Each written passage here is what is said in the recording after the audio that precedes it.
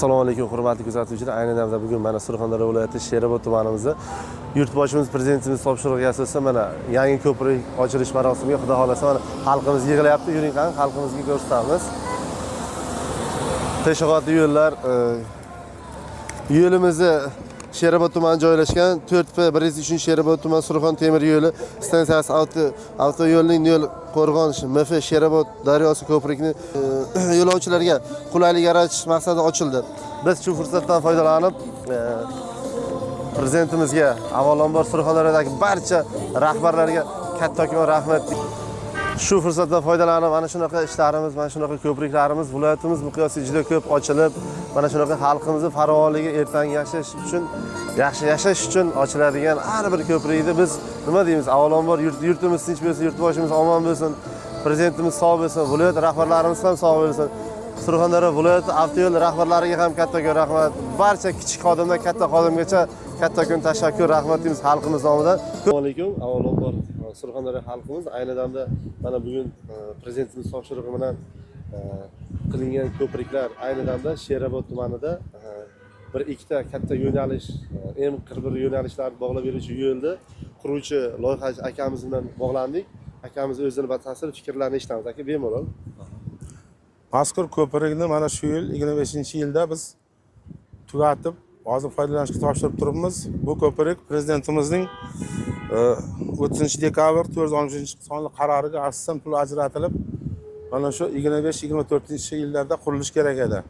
Bu ko'prikning asosan qurilib tugatilishiga sababchi viloyat hokimimiz Ulug'bek Berdiqobilovning ham xizmatlari juda katta bo'ldilar.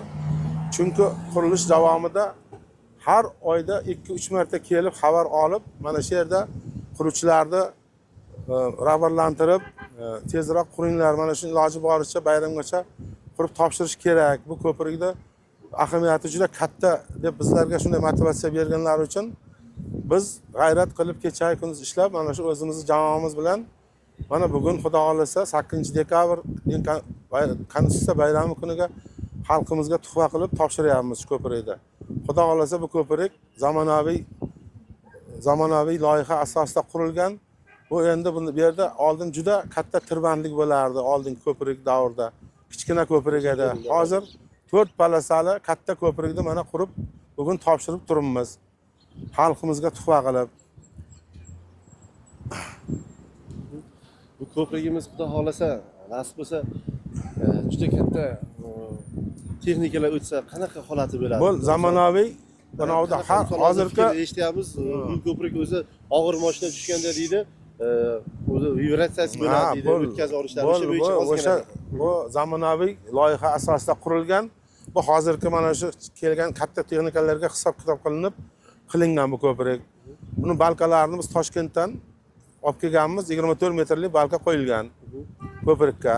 Hech qanaqa muammo bo'lmaydi nasib bo'lsa. Necha tonnagacha ko'tarish bo'ladi, misol. Juda katta mashina kelib qolsa, juda katta. Endi hozirgi 100 tondan ziyod ko'prik mashinalarni o'tkazishga qobiliyati yetadi. 100 tondan ziyod mashina ham standartiga javob beradi. Javob beradi. Ko'prigimizni uzunligi, eni qancha? Uzunligi 72 metr. Eni qatnov qismi 18 metr ko'prigimizda. Peshobod yo'laklari ham, peshobod yo'laklari yonida, peshobod yo'laklari va 1 metrdan 2 metr. Xudo xolasa bugun shu O'zbekiston Konstitutsiyasi bayrami bilan xalqimizga shu ko'prik nasib bo'lsa topshirilib, nasib bo'lsa xalqimizning xursandchiligini hammamiz birgalikda nima deymiz? Akamiz fikriga qo'shilib, avvalambor yurtimizga ko'z tegmasin, yurtboshimiz sog' bo'lsin, omon bo'lsin. Surxondaryodagi kichik xodimlardan va katta xodimlargacha hammasini nima deymiz? Oilasiga tinchlik, xotirjamlik deymiz. Aka, sizlarning ham ishlaringizga rahmat. Viloyat hokimi shuncha kelib sherga sizlarni qo'llab-quvvatlaganiga ming marta rahmat aytamiz. Har bir qilayotgan ish uchun, har doim bu hammasi xalqimizni, kelajagi xalqimizni farovonligi uchun qilinayotgan prezidentimiz topshirig'i bilan. Surxondaryo viloyati avtoyo'l rahbar xodimlariga ham, rahbarlariga ham kattakon rahmat. Savdo emas, sizlarning oldlaringizga kelib, qarab jongar bo'lib ishlab, sizlar bilan hamkorlikda ishlaganligi uchun ham ularga ham minnatdorchilik bildiramiz. O'zimiz xalqimiz nomidan fikringiz bo'lsa, xalqimizga bemalol aka. Endi nima deyman men?